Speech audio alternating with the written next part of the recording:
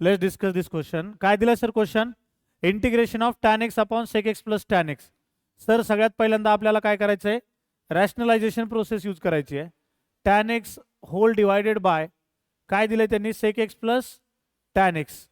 Rationalisation म्हणजे काय असतं? डिनॉमिनेटरचं फक्त प्लस साइन करायचं. sec x minus tan x divided by sec x minus tan x into dx. Sir काय येईल? ए प्लस बी, ए मायनस बी काय येईल? ए स्क्वेअर मायनस बी स्क्वेअर. वरती काय येईल? वरती tan x ना आपल्याला मध्ये मल्टिप्लाय करावं लागेल. sec x into tan x minus tan x into tan x tan square x whole divided by. Sir मला सांगा ए मायनस बी ए प्लस बी काय येते? sec square x minus tan square x dx.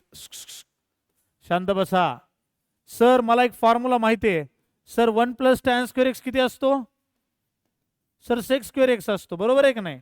मग मला सांगा sec square x minus tan square x ची value किती येईल? या फॉर्म्युल्यावरून याची व्हॅल्यू काय आली? 1. हीच व्हॅल्यू इथं पुट करायची आहे. आले का लक्षात? बघा काय येतं आन्सर. मी व्हर्टिकल लाईन टाकतो एक मधात.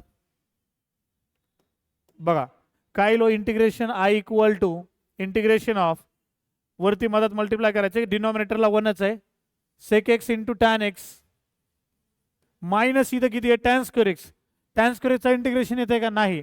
म्हणून आपण त्याला sec square x minus minus plus 1 मध्ये कन्वर्ट करूया. ठीक आहे. Into dx. बघा मी काय केलं या ठिकाणी? फक्त tan स्क्वेअर एक्सला sec square x minus 1 put केलंय, पण मायनस न मदत मल्टिप्लाय केल्यामुळे ते minus sec square x plus 1 आलंय. आता मला सर प्रत्येकाचं इंटिग्रेशन माहिती आहे. काय करावं लागेल? Let's see. Sir integration I equal to sec x into tan x integration किती? sec x minus sec square एक्सचं tan x प्लस 1चं integration x plus c. And guys this will be your final answer. This will be your final answer. समजलंय का guys? काय अवघड question नाहीये.